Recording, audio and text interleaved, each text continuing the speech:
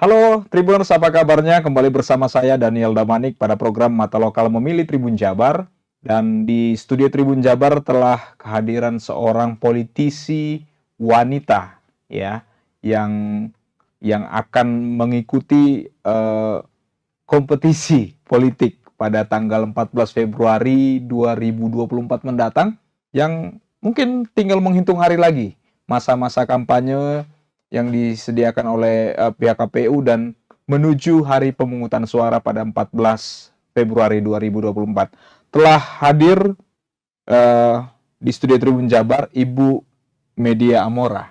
Baik, Apa kabar Ibu? baik, Mas. Baik ya. Ya, Ya, mungkin masih banyak yang belum mengenal dan politisi bergender perempuan itu mungkin sudah mulai banyak ya, tapi masih lebih banyak yang laki-laki nih Bu ya. betul Boleh sekali. Ibu silakan untuk memperkenalkan dirinya, silakan Ibu. Terima kasih. Selamat siang. Perkenalkan, saya adalah Media Amora. Saat ini saya sedang melakukan kampanye politik Ya. untuk menjadi caleg Ya.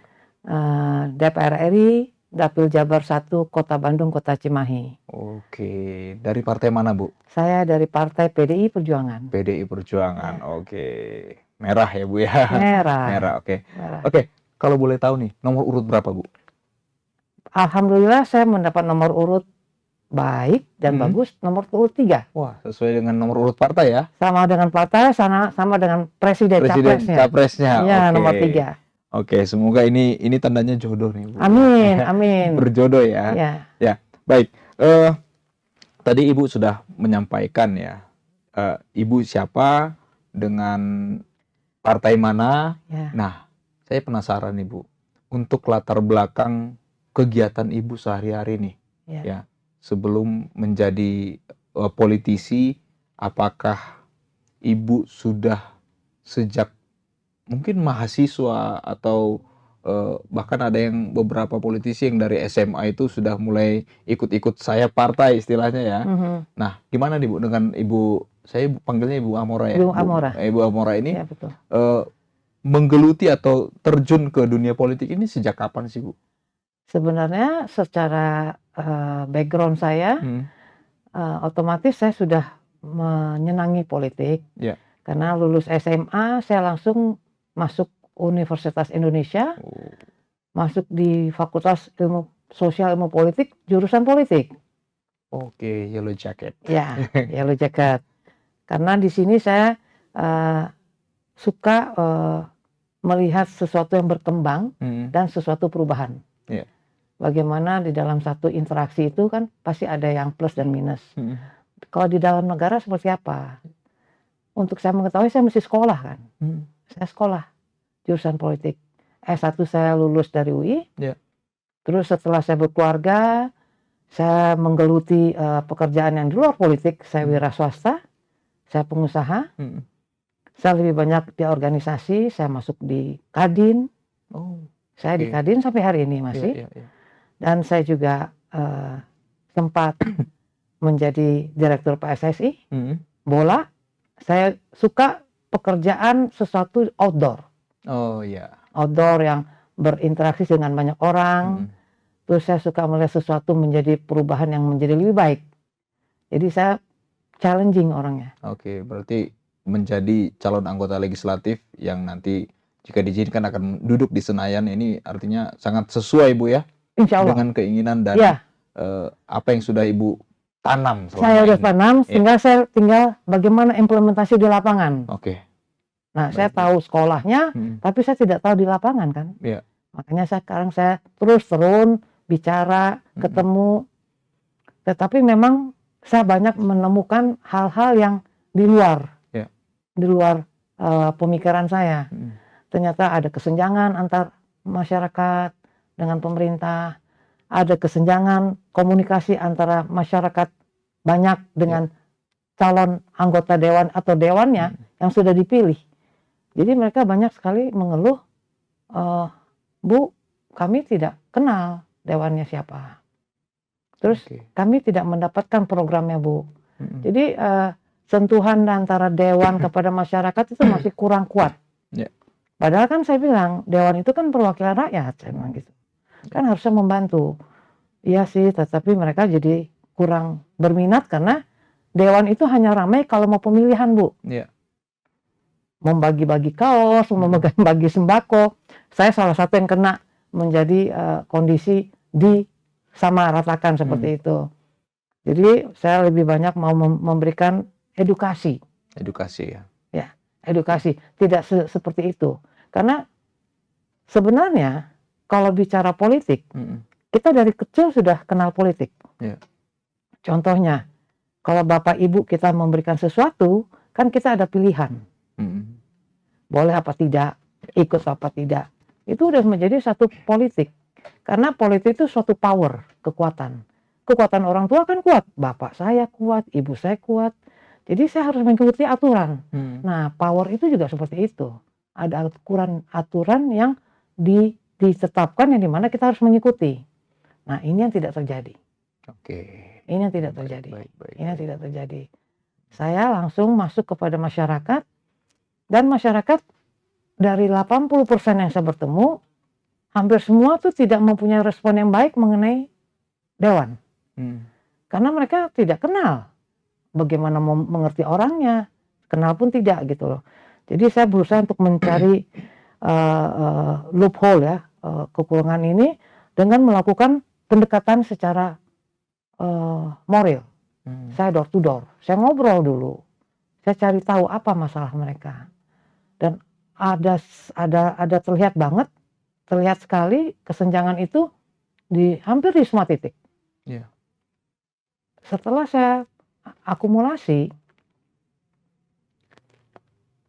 anak-anak milenial yang gen baru saat ini tidak begitu senang dengan politik dan tidak begitu aware ada politik ada tidak. Saya tanya mereka, pemilu, mau pilih siapa capresnya? Bukan pilih saya ya, nggak tahu tante. Gimana ntar ya? Ntar aja.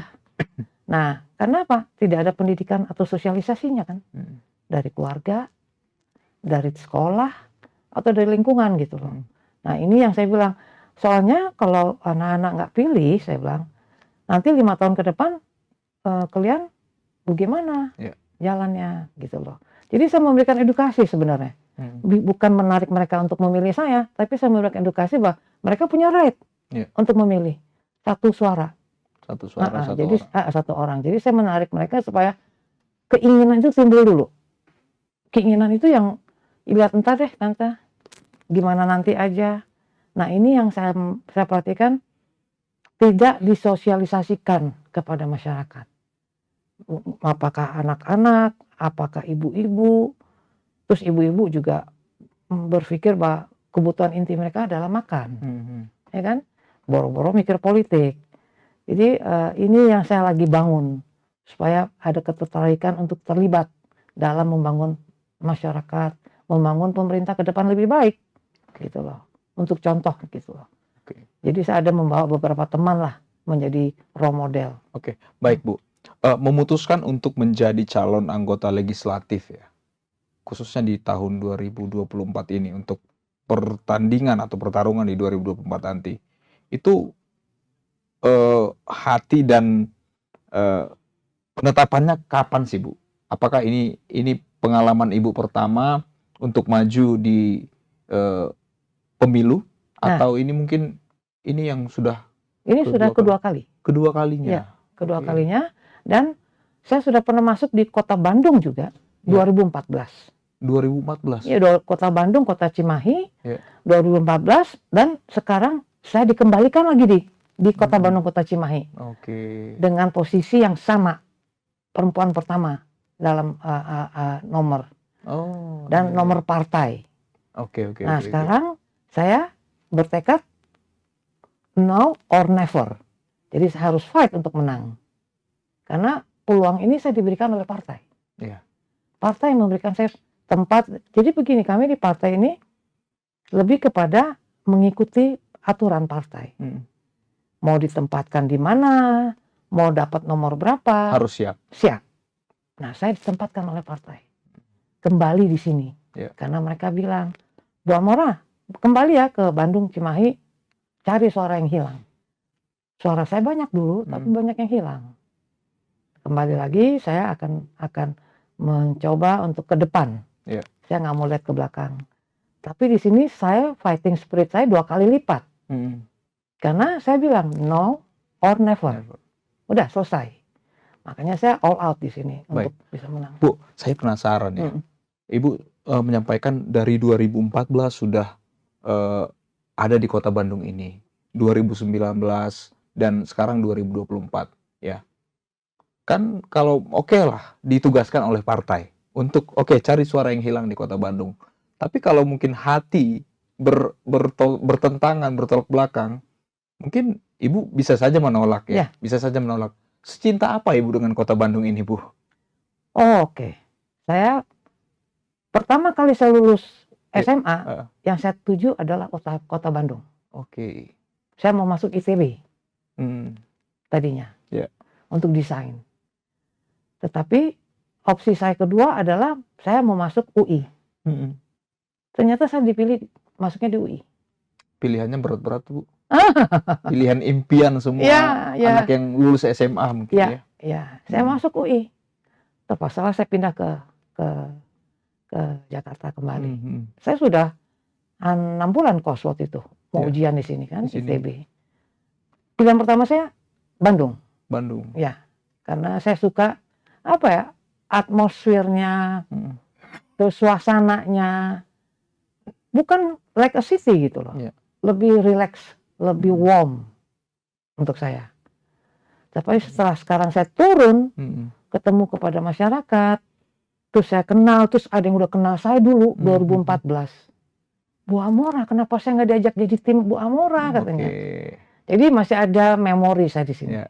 Memori yang membuat saya senang. Feel comfort saja. Dan memang tujuan saya pertama memang sudah Bandung. Ditempatkan lagi di Bandung. Jadi ada yang sudah kenal saya, ada yang tadi juga ada yang ketemu saya. Rasanya saya kenal Bu Amora. Jadi memang ada memori di sini saya dengan Kota Bandung dan Kota Cimahi. Dan kenapa saya mau ini all out? Kembali lagi saya bilang, saya seorang ibu, anak 3. Anak-anak saya sudah selesai sekolah semua. Sudah tugas saya sebagai seorang ibu sudah menjadi kewajiban kan? Sudah menikah 2 anak. Sudah menjadi kewajiban saya. Tinggal 1 anak lagi yang sedang kerja. Jadi saya pikir, mungkin ini saatnya saya berbagi untuk di luar rumah saya. Ini saya lakukan. Jadi saya mau berbagi apapun.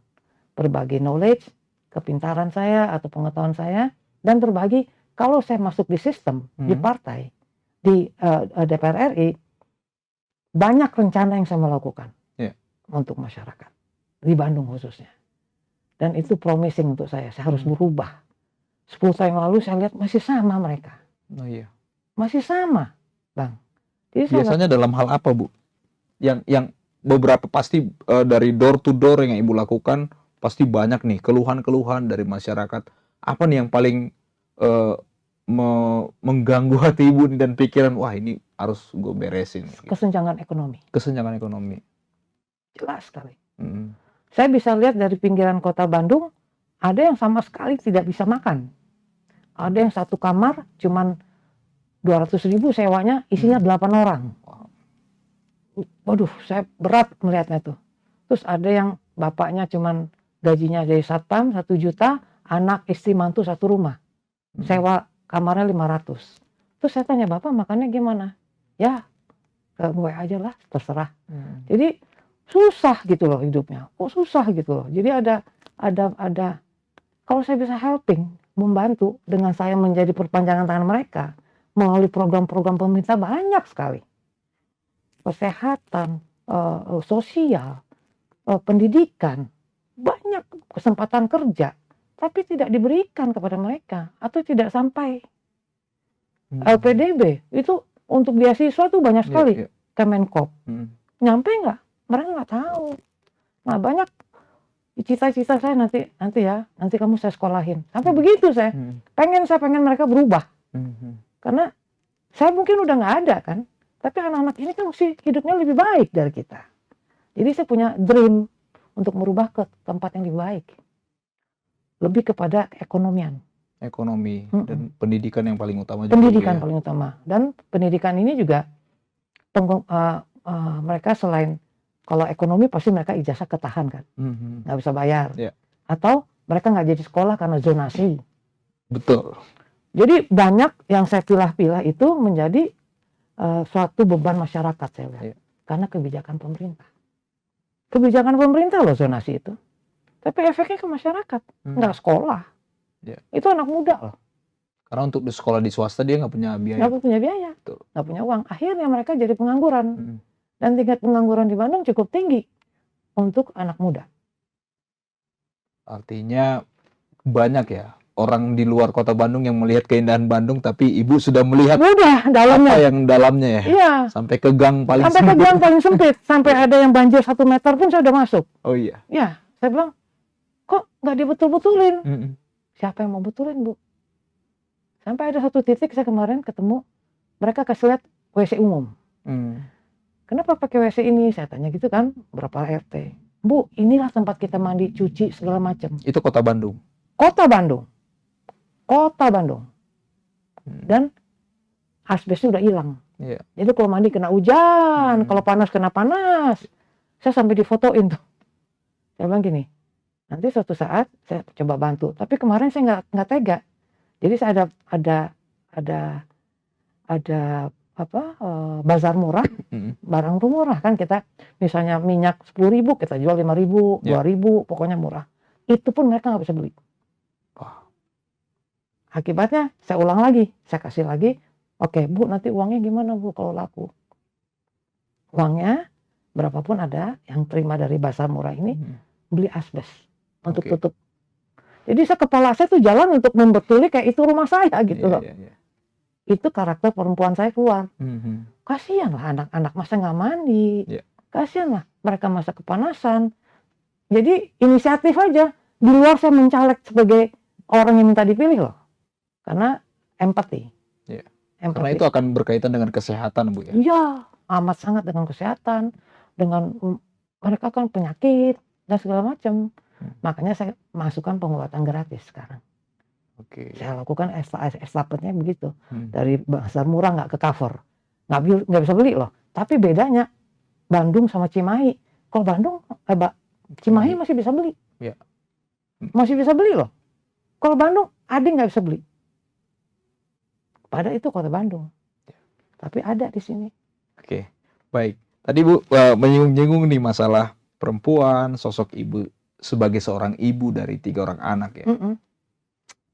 Seperti apa sih Bu respon pertama kali mungkin dari anak ibu, dari 3 orang anak ibu yang di saat mengetahui kalau ibunya terjun ke dalam dunia politik ya, apakah mempersilahkan dengan membuka pintu selebar-lebarnya atau sempat ada mungkin rada ditahan atau dikomplain, seperti apa Bu? Reaksi dari itu kan ring 1 ibu ya? Iya betul, ring 1 banget. Saya juga merasa jujur waktu saya masuk 2014 yang mensupport saya suami. Tapi anak-anak tidak. Karena mereka bilang gini, Mama kan udah punya semua, udah dapat semua kesempatan yang Mama lakukan. Mama sudah mendidik kami, udah menyiapkan kami sudah selesai. Betul. Terus ngapain Mama mesti susah-susah lagi masuk DPR RI? Karena berat memang menjadi anggota dewan. Kedua, DPR itu jelek, jelek loh. Isinya koruptor. Saya kan kaget, anak saya loh yang bicara. Enggak semua, saya bilang. Mungkin ada 1-2, saya bilang. Saya melakukan edukasi juga ke anak-anak. Terus Mama ngapain sekolah politik dong? Kalau Mama nggak boleh masuk ke politik. Kan ada alasan saya untuk bicara. Nah, 2019 saya juga disuruh masuk. Saya juga diminta masuk juga di caleg. Tapi saya masuk di dekat rumah. Tapi saya stop, berhenti.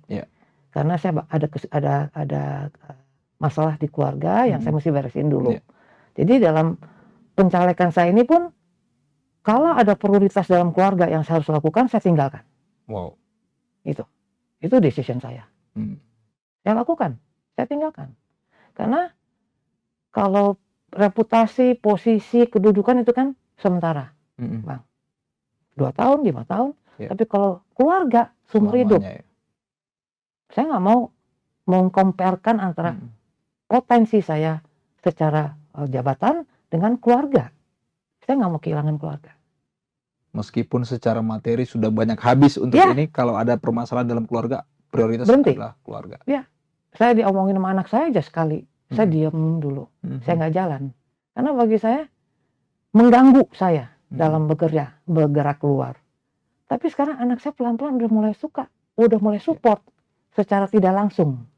Contohnya kalau saya ke Bandung, mama mau ke Bandung misalnya, ya ma ada mobil, ada. Supir belum, ya udah aku pesenin supir ya. Itu kan backupnya dia mensupport saya, tapi tidak secara langsung. Terus kalau saya lama, ma masih di sana, ma masih. Jadi banyak hal-hal yang terjadi secara tidak langsung dia mensupport. Karena saya bilang gini, bagi saya tugas saya sebagai ibu selesai. Anak-anak sudah jadi, terus sudah ada cucu, dan saya juga pengen di sisa hidup saya yang bisa produktif seperti ini, saya mau bagi keluar dari rumah saya. Ibu sudah punya cucu? Sudah. Oh. Sudah punya cucu. Sudah punya cucu. Iya. Sudah punya cucu dan saya bangga dengan cucu saya. Amat sangat bangga. Dan nggak tahu orang kan, tapi saya bilang saya punya cucu.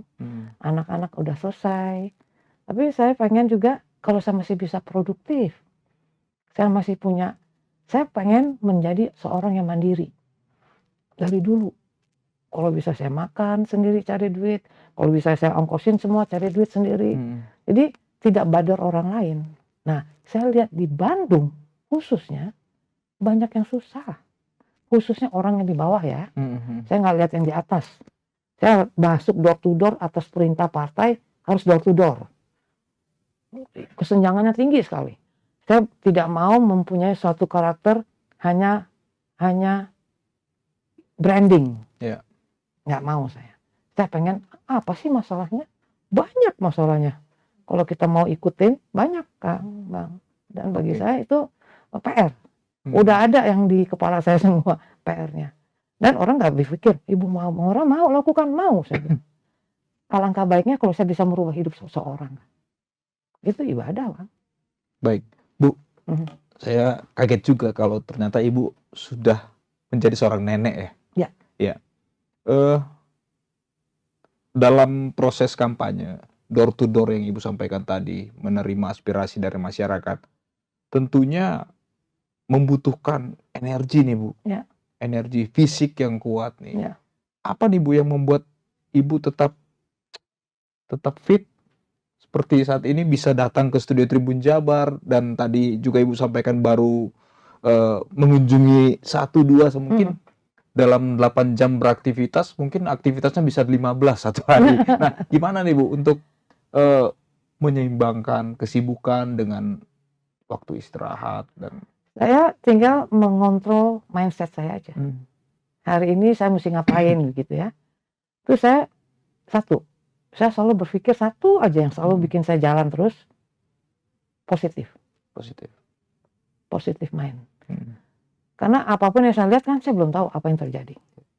Jadi saya selalu pikir, oh mungkin ini akan baiknya. Walaupun setelah itu ada sesuatu yang menyusahkan hati saya. Tapi saya pikir, kan nggak semua yang saya mau hari ini tuh bagus semua. Tapi karena saya punya drive yang kuat, drive dari saya. Drive saya mesti bisa, saya mesti menjaga kondisi, dan saya mesti bisa men-sharing apa yang saya punya gitu loh. Jadi drive dari kepala saya aja, mindset saya. Saya bisa atur kepala saya, kalau saya mau tidur, saya tidur. Saya nggak mau tidur, saya nggak mau tidur. Jadi drive saya kuat di sini. Walaupun kadang-kadang kalau anak atau cucu WA atau video call, buyar tuh semua. Buyar. Melo saya keluar. Oke, dan itu juga penambah tenaga Bu ya? Oh ya. Saya kalau ada apa-apa, apapun bentuknya, saya loncat Pak. Bang, pulang. Pasti saya pulang. Karena untuk saya, family is number one. Oke, baik. Itu ya Tribuners, bagaimana perjalanan singkat yang bisa disampaikan tadi dari Ibu Amora. Nah, kita mau membahas tentang peran dari perempuan nih Bu. Ibu sebagai perempuan tentunya fokus juga pada hal-hal yang mungkin dikeluhkan oleh perempuan atau ketidakadilan yang mungkin yang ibu temuin di Kota Bandung, Kota Cimahi ini terhadap perempuan. Nah, sejauh ibu melakukan kegiatan door to door ini, apa nih keluhan-keluhan daripada perempuan-perempuan dan apa mungkin yang menjadi penghambat-penghambat perempuan untuk bisa berkarya ataupun menyampaikan suatu hal yang berbau tentang keadilan, Ibu? Oke. Sebenarnya kalau saya lihat perempuan, saya tidak memperlihatkan bahwa perempuan harus lebih dari laki-laki, tidak. Baik. Kesempatan itu sama. Cuman apakah mau nggak tidak masuk ke situ? Nah, dari perempuan-perempuan yang saya lihat di Bandung, Kota Cimahi, mereka sudah disibukkan dengan keluarga. Sudah disibukkan dengan kehidupan ekonomi yang sangat standar. Jadi jangankan keluar, di dalam rumah aja mereka masih pusing. Gitu loh. Itu satu saya lihat. Kedua, kesempatan itu sudah banyak saya lihat. Yang berprestasi banyak, yang bisa melakukannya banyak. Cuman tidak merata. Tidak merata. Jadi segmentasinya hanya itu saja. Jadi terjadi ada suatu hal yang boleh saya bilang, mungkin saya nggak kenal sama mereka.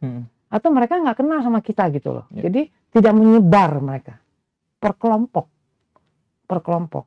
Makanya ada hal-hal yang misalnya kita bicara, kebetulan saya relawan juga. Relawan Pijar, Perempuan Indonesia Pilih Ganjar. Saya juga masuk kepada perempuan-perempuan yang sangat inisiatif untuk masuk dalam kancah politik dengan menjadi relawan. Itu sudah relawan, itu udah politik kan, mau milih si A, si B, si C. Nah, tetapi yang saya lihat juga kesempatan ada, kemauan juga ada, tetapi kendalanya di dalam rumah tangga. Kenapa saya bisa begini sampai hari ini? Perjalanan 18 tahun sebenarnya. Dari saya kerja, terus saya masuk partai, terus sekarang saya masuk lagi caleg. Karena tugas saya sudah lebih ringan di dalam rumah tangga. Jadi saya berani lebih banyak tinggalin rumah. Terus saya bisa komunikasi dengan anak-anak yang sudah besar. Beban saya sudah tahu, tidak seperti waktu mereka masih kuliah. Tidak kuliah waktu SMA, kan lain. Nah, jadi itu juga membuat saya juga lebih punya waktu untuk keluar. Punya lebih spirit untuk fight. Untuk melakukan sesuatu. Karena dua niat saya sebenarnya. Saya mau berbagi ilmu, berbagi apapun. Kalau saya mau membantu mereka, saya mesti masuk dalam sistem. Saya bilang sama mereka, ibu-ibu, bapak-bapak atau anak-anak, kalau mau dibantu, pilih ibu atau pilih siapapun, silakan. Tetapi yang bisa membawa baik ke depan, gitu loh. Masa depannya bisa lebih baik, nggak seperti yang 10 tahun yang lalu, gitu loh. Jadi saya mau trigger mereka bahwa masih ada hope ke depan, masih ada harapan. Tapi yang seperti saya, yang mau masuk mau melihat, saya nggak tahu. Apakah ada atau banyak, saya nggak tahu. Tapi saya pribadi, sampai setiap titik saya masuk, kalau saya lihat ada yang potensi, perempuan apalagi, saya bilang, kalau saya masuk jadi anggota DPR, nanti kamu ikut bantu saya. Saya punya jaringan nanti. Jadi tidak akan lepas jaringan saya 5 tahun.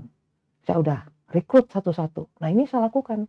Mereka jadi semangat meng-announce, mengidolakan saya ke teman-temannya. Karena saya tidak pernah berpikir harus pilih saya, tidak. Tapi saya pengen membawa perubahan. Mau nggak jadi lebih baik? Mau nggak sekolahnya lanjut? Mau. Jadi kasih dia opsi, kasih dia pilihan.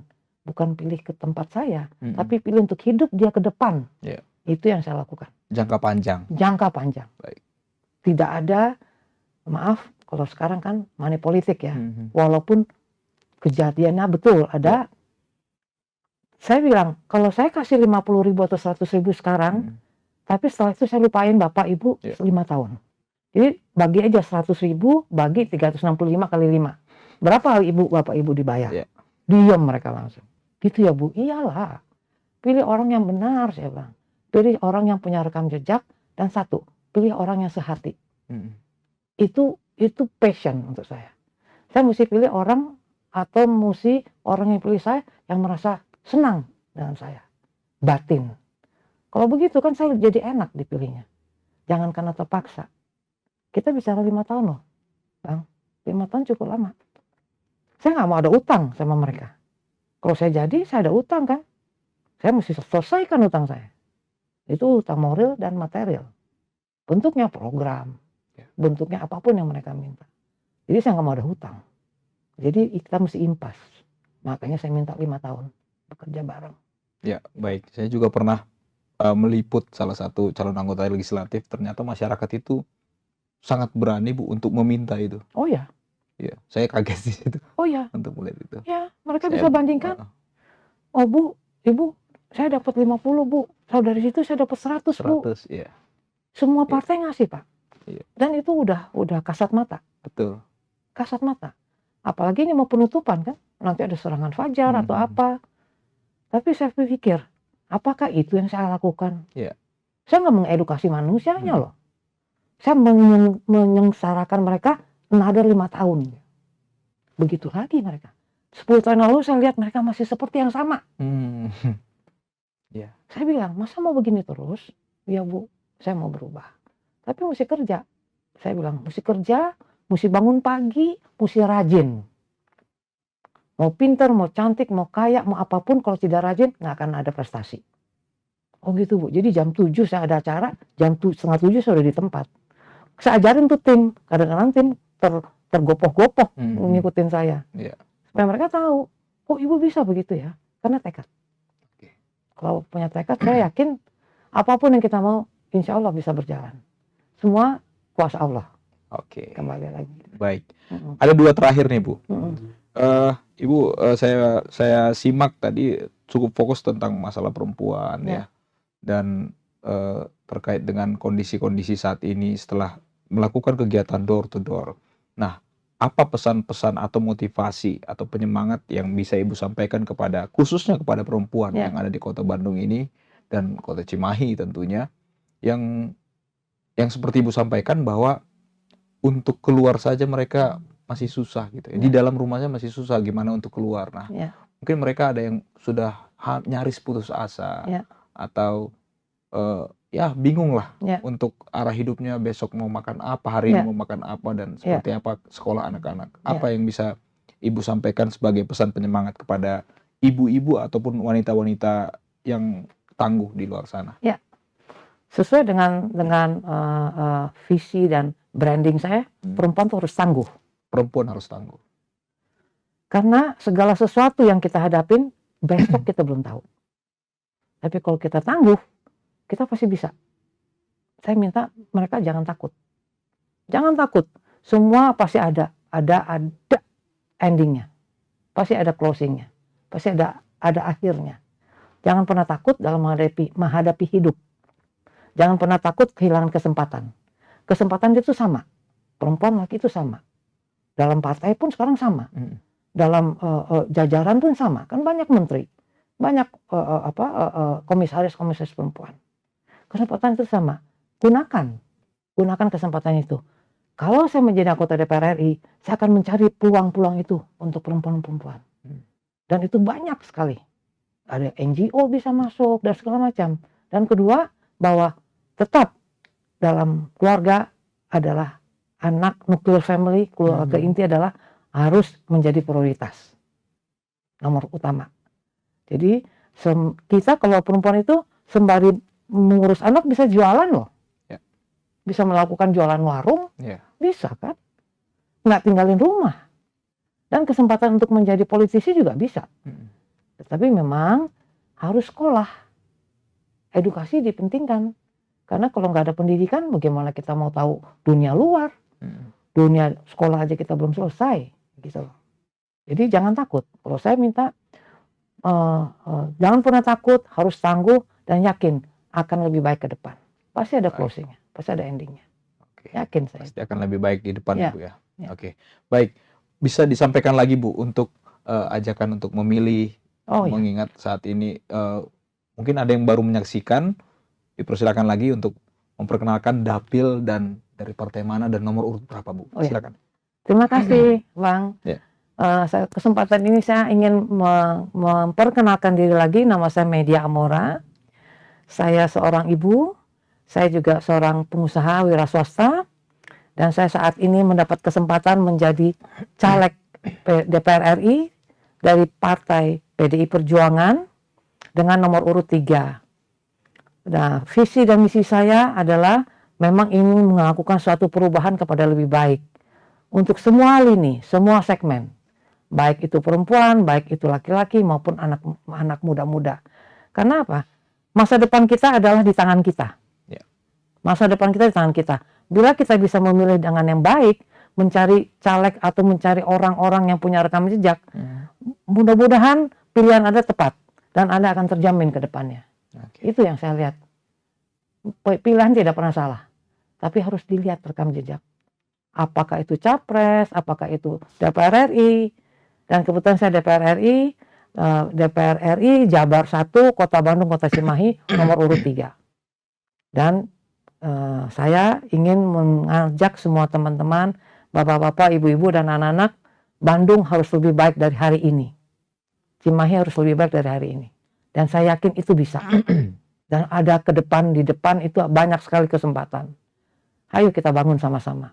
Mari, terima kasih. Assalamualaikum warahmatullahi wabarakatuh. Baik, itu tadi Tribuners untuk perbincangan saya dengan Ibu Amora, calon anggota legislatif dari Dapil 1 Jawa Barat untuk DPR RI, Kota Bandung dan Kota Cimahi. Terima kasih. Demikian untuk program Mata Lokal Memilih Tribun Jabar. Saya Daniel Damanik. Sampai jumpa pada program selanjutnya. Terima kasih. Assalamualaikum.